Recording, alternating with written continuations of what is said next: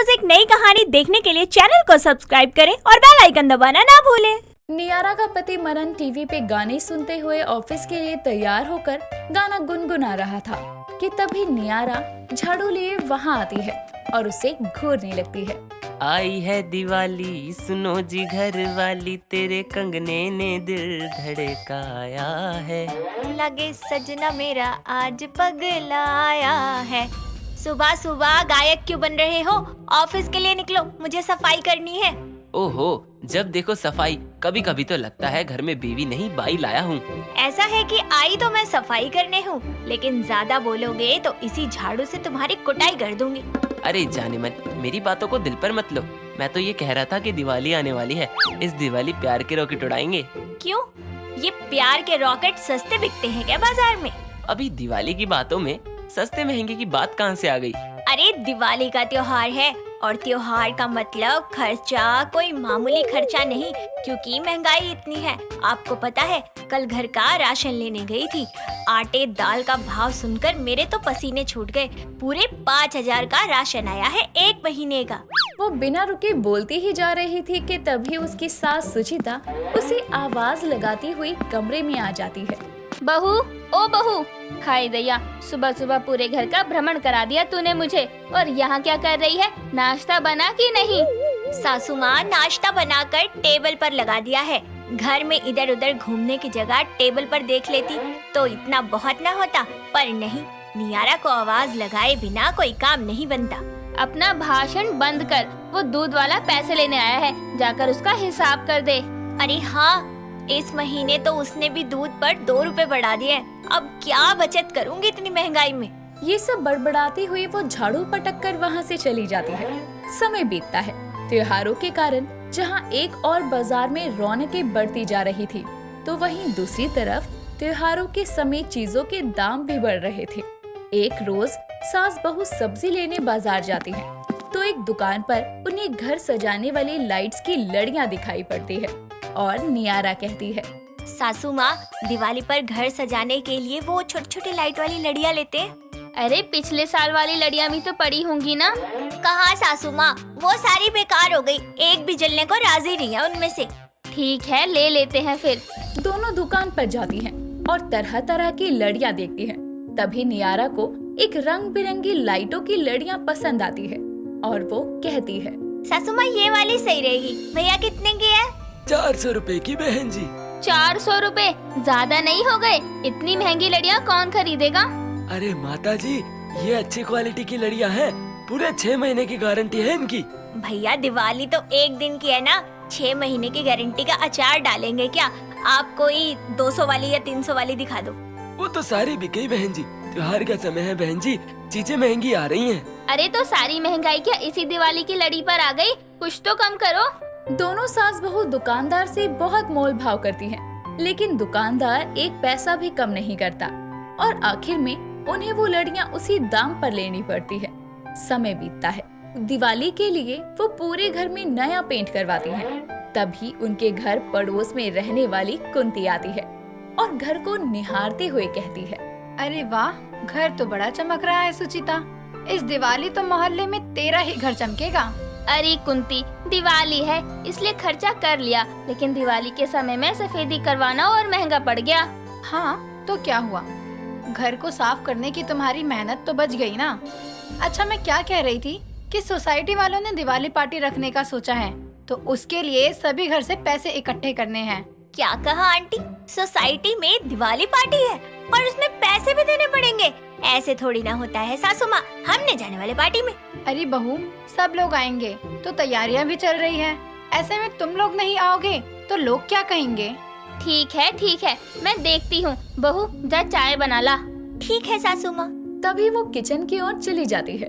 अगले दिन मनन सबके लिए दिवाली पर पहनने के लिए कपड़े खरीद कर लाता है। अपने लिए लाई हुई साड़ी लेकर नियारा की आंखें चमक जाती है और वो साड़ी को खुद पर रख कर देखते हुए कहती है, ये तो बड़ी प्यारी साड़ी है। कितने की पड़ी? ज्यादा महंगी नहीं है, बस 3000 की है। इतनी महंगी साड़ी?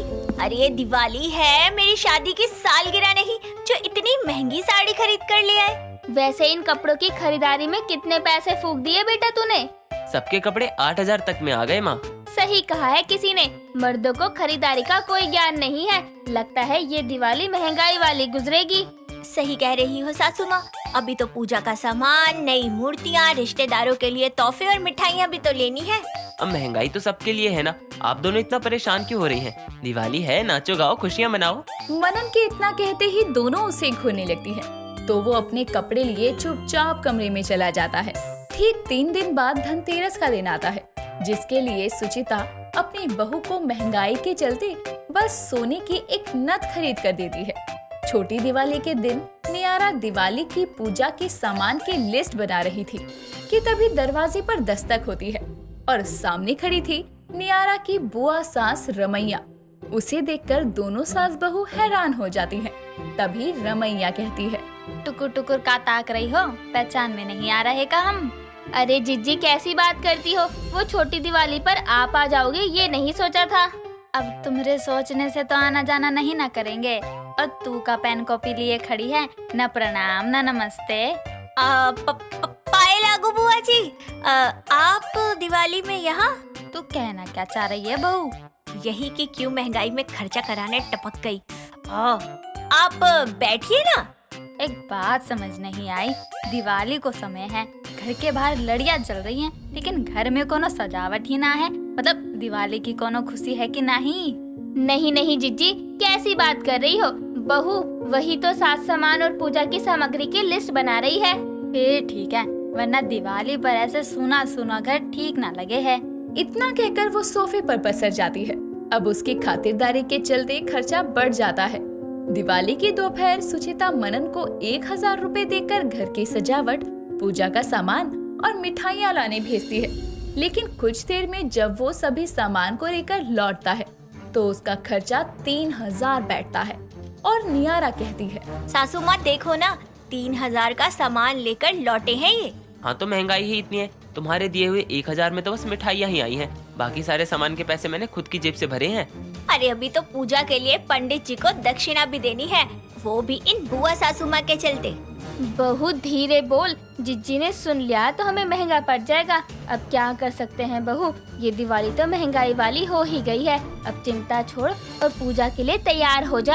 हाँ, अब इतनी महंगाई में खर्चा तो होना ही है, तो दिवाली अच्छे से ही मनाते हैं। एक काम करती हूँ, मैं पार्लर चली जाती हूँ तैयार होने। क्यों, तेरा ब्याह है? क्यों फालतू बातें कर रही है?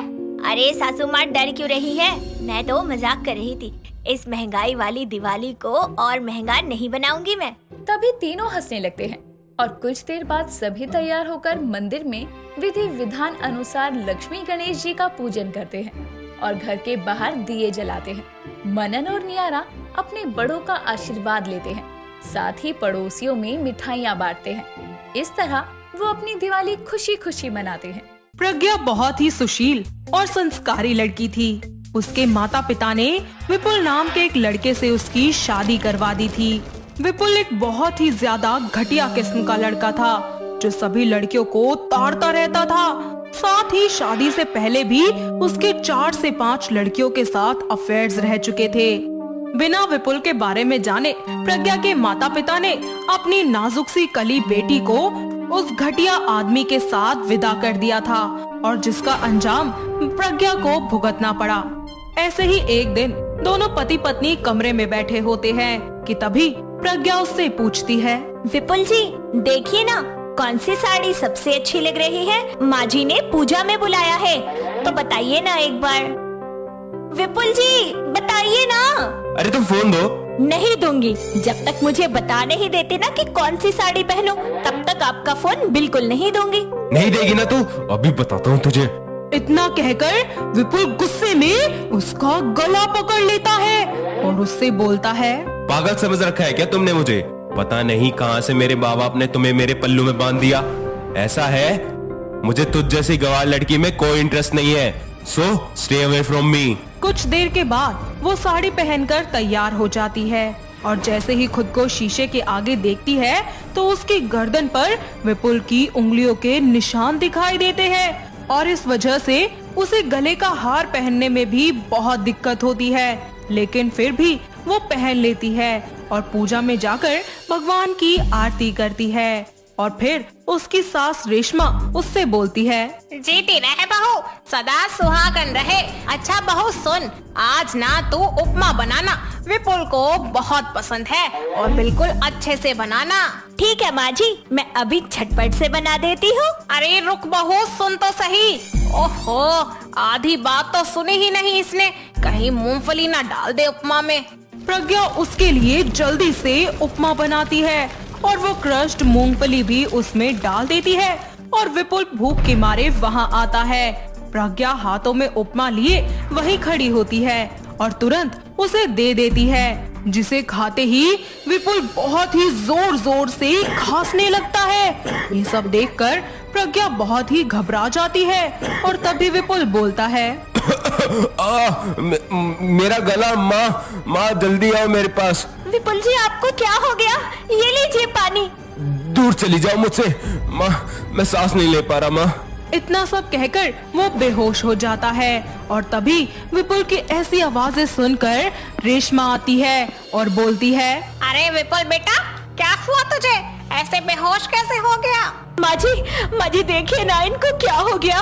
पहले इन्हें बहुत ज्यादा खांसी आई, फिर इन्हें सांस लेने में दिक्कत हो रही है। टेबल पर रखी उपमे की प्लेट को देखकर वो उसे चखती है और प्रज्ञा को जोरदार थप्पड़ मारते हुए कहती है, अरे कलमोही, नास पीटी, बेअकल, बेशरम, अगर मेरे बेटे को कुछ हुआ ना तो मैं तुझे नहीं छोड़ूंगी। तूने मेरी बात आखिर पूरी सुनी क्यों नहीं? तेरी गलती है सारी इसमें। पर माँ जी मैंने आखिर ऐसा क्या किया है? अरे तूने मेरे बेटे को उपमा खिलाया ना, उसमें मूंगफली डालकर। अरे करमजली, इसे मूंगफली से एलर्जी है और तूने उसे वही खिला दिया। क्या? पर माँ जी मुझे तो पता ही नहीं था कि इन्हें मूंगफली से एलर्जी है। अरे बेअकल, एम्बुलेंस भी बुलाएगी या मेरे बेटे को मारना चाहती है तू? प्रज्ञा जल्दी से एम्बुलेंस बुलाती है और डॉक्टर उसका चेकअप करते हैं। कुछ टेस्ट और इंजेक्शंस लगाने के बाद विपुल बिल्कुल ठीक हो जाता है, जिसके बाद वो लोग उसे घर ले आते हैं। वक्त गुजरता जाता है, घर में सभी लोग खुश रहने की बहुत कोशिश करते हैं, लेकिन ना तो विपुल उसे कोई प्यार दे पाता और ना ही उसे कभी बीवी का दर्जा दे पाता। सिर्फ और सिर्फ वो प्रज्ञा पर जोर जबरदस्ती ही किया करता, उसे बहुत मारता पीटता। साथ ही रेशमा भी प्रज्ञा को बिना बात के ताने दिया करती। इन सब से परेशान होकर वो आत्महत्या करने के लिए फांसी का फंदा गले में डालती है और उसे अपनी आंखें बंद करके अपने मम्मी और पापा की झलक दिखाई देती है और ऐसे में वो अपना फैसला बदल लेती है, जिसके बाद वो विपुल को डाइवोर्स देने की सोचती है और डाइवोर्स पेपर्स पर साइन करके विपुल के मुंह पर मारकर और अपने सारे सामान के साथ उस घर को छोड़कर हमेशा के लिए बाहर आ जाती है और अपने मम्मी पापा के पास आकर उन्हें सब बताती है, जिस पर उसकी माँ बोलती है, नहीं मेरी बच्ची, तू रो मत। तेरी किस्मत में ऐसा गलत लड़का लिखा था।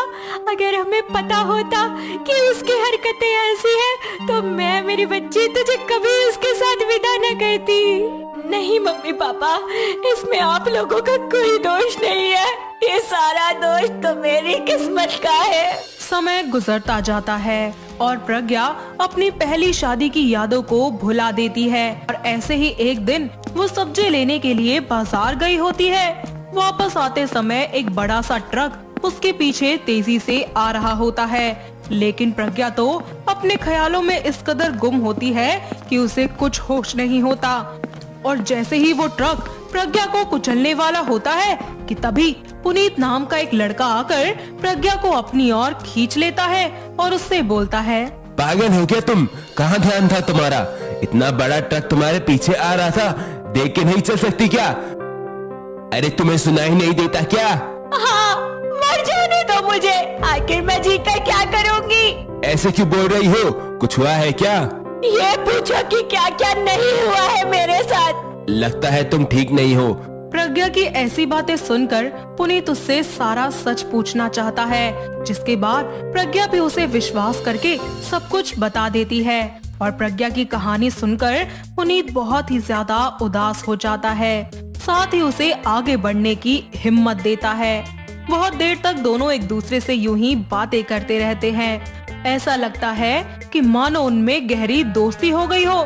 इसी तरह वक्त गुजरता जाता है। वो दोनों धीरे धीरे एक दूसरे से रोज मिलने लगते हैं और उनके बीच में प्यार कब पनप जाता है उन्हें पता ही नहीं चलता। ऐसे ही एक दिन पुनीत उसे एक होटल में ले जाता है जहां उसने पहले से ही एक रूम को बहुत ही खूबसूरत और रोमांटिक से तरीके से डेकोरेट किया होता है। वहां पहुंचने के बाद वो अपने घुटनों के बल बैठकर अपने हाथों में रिंग लिए प्रज्ञा से कहता है, प्रज्ञा, मैं आपसे बहुत प्यार करने लगा हूँ जब से आप मुझे मिली हो। आपके बिना सांस लेना भी अब मुश्किल है मेरा। मैं आपको अपनी वाइफ बनाना चाहता हूँ। Will you marry me? Puneet, प्यार तो मैं भी आपसे बहुत करती हूँ, पर क्या आप मुझे मेरे अतीत के साथ अपना पाएंगे? हाँ प्रज्ञा, मैं भी तुम्हें अपना पास बताना चाहता हूँ ताकि हम दोनों नए सिरे से अपनी नई जिंदगी शुरुआत कर सकें। बताइए। प्रज्ञा, तुम्हारी तरह मेरी भी पहले शादी हो चुकी है। मेरी एक छोटी सी बेटी है जो सिर्फ अभी 6 महीने की है। मुझे माफ कर दो, मैंने ये बात तुम्हें पहले नहीं बताई, पर मैं तुमसे बहुत प्यार करता हूँ। क्या तुम मुझसे शादी करोगी और मेरी बेटी को और मुझे संभालोगी? तो फिर आपकी पत्नी वो कहाँ है? वो इसे जन्म देने के बाद हम दोनों को छोड़कर चली गई। मेरी जिंदगी भी खाली हो गई थी, पर फिर जब तुम आई मुझे लगा कि मैं फिर से जी सकता हूँ। इधर आइए। I love you so much. मैं आपको भी प्यार करूंगी और आपकी बेटी को भी बहुत प्यार करूंगी। इस तरह वो दोनों अपने उस प्यार भले लम्हे में खो जाते हैं और एक दूसरे के बेहद करीब आते हैं। साथ ही अपने घर वालों को सब बता देते हैं और उनकी सहमति और उनके आशीर्वाद से पुनर्विवाह कर लेते हैं। कुछ ही दिनों के बाद प्रज्ञा अपने ससुराल की सारी जिम्मेदारियां बहुत ही अच्छे से संभाल लेती है। साथ ही उसकी सास भी उसे बहुत प्यार करती है। इतना ही नहीं, वो पुनीत की बेटी को भी एक माँ की तरह सच्चा प्यार करती है और कभी भी उसके साथ कोई भेदभाव नहीं करती। पुनीत भी प्रज्ञा को वो सारी खुशियाँ देता है जिसकी वो हकदार होती है। और कुछ ही समय के बाद ये पता चलता है कि प्रज्ञा माँ बनने वाली है। इतना सब होने के बाद सभी लोग घर में उसका बहुत ख्याल रखते हैं और ऐसे ही खुशी खुशी अपनी जिंदगी में आगे बढ़ जाते हैं। तो दोस्तों, कैसी लगी आपको हमारी ये बहू के पुनर्विवाह की कहानी? क्या आपके घर के आसपास भी है कोई ऐसी बहू जिसका ऐसे ही पुनर्विवाह हुआ हो? अगर हाँ, तो उन्हें ये वीडियो दिखाइए और हमें कमेंट करके बताइए।